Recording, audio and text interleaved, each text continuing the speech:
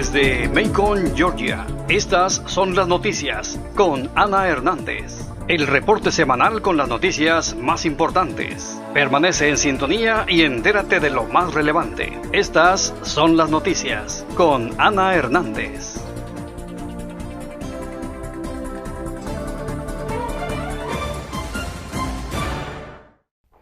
¿Qué tal, amigos? Bienvenidos a esta edición de Estas son las noticias, el resumen semanal de lo que ocurre en el centro de Georgia. Les habla Ana Hernández y esta semana tendremos una entrevista exclusiva con el superintendente de escuelas del condado Bibb, el Dr. Curtis Jones Jr.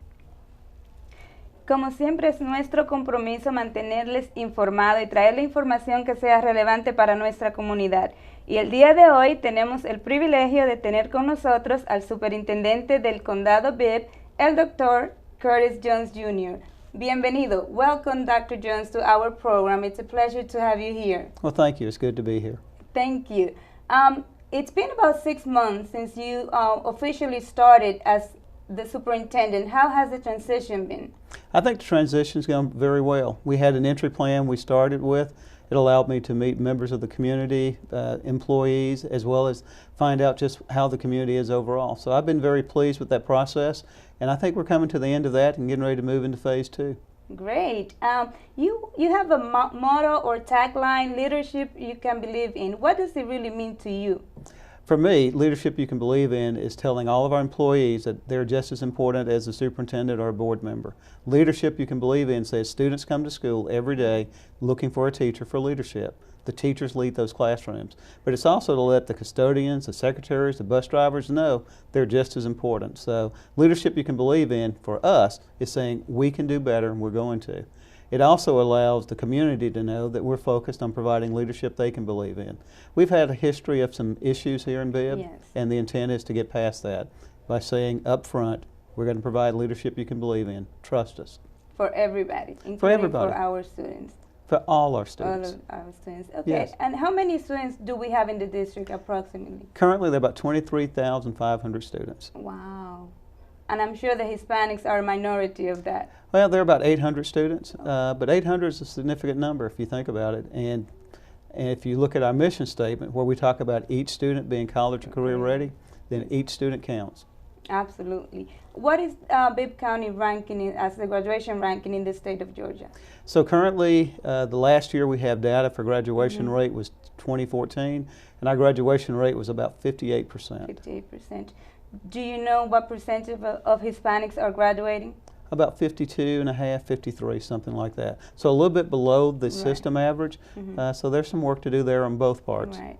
My overall thought is if we can improve education for all students, they're all going to be able to rise because neither is high enough. Yes. As you said, it seems that there is work to be done. What is your action plan to enhance the Bibb County education system? We have a couple of issues that we're going to work on, I should say goals. One, we have an eSplosh in November. Okay. I'm hopeful that we'll pass that. Will allow us to upgrade technology in some of our schools, make some of the schools more modern, give them some computers and technology. I'm also very excited about the school board taking on a goal to become a quality school board as assessed by the Georgia School Board Association. So we have those initiatives and a few others. That's great. Is our education system more focused on students passing state tests, preparing them for technical school, or preparing them for real-life challenges? My focus at this point is on getting all students so they can read on grade level. Okay. So test scores will take care of themselves, graduation rate will take care of itself. If we can get students so they can read, I think then they'll be able to take on any other issues or subject matter we put in front of them. So when you ask me what's our focus, I'm going to tell you it's reading. Currently we're not where we need to be. Too many students are below grade level, so we need some initiatives and programs to help improve in that area. Especially for Hispanic students where it's a second language, because they need to be able to make that transition as well. So we're going to work on everybody being able to read better, but again, 800 students is a large number, so everybody needs assistance. It is, and I think the ESOL program is doing a great job in assisting our Hispanic kids. Oh, I agree with that. I think they do a fantastic job, and when we look at some of the measurements that come out of as far as how many students are in the program, how many exit, we're doing okay. But we still got to be able to make the transition so that not just doing okay with that process, but doing okay with the assessments that we have in place. So I don't think we're going to worry about teaching to the test. We're going to worry about how do we instruct students, what do they need to learn for the curriculum. Exactly. And what is Bibb County doing in preparing students for the job market industry? Well, several things. One, and this is going to sound different because I haven't said this before, but if you go back and look at our our vision statement, it says that we want to have students who demonstrate strength of character. Strength of character, I think, will transform everything we're talking about. If students can come out of it, and I'll give you an example, at Sonny Carter or Burdell Hunt, where they're focusing on 7 habits for highly effective students, Yes. that's going to be fantastic. If students have the right character, they'll do the work that we want them to do. So that's what starts off in elementary school. They start learning then about job awareness, what industries are available. In middle school, they put together a plan for what they want to study. And then in high school, they implement the plan for pathways.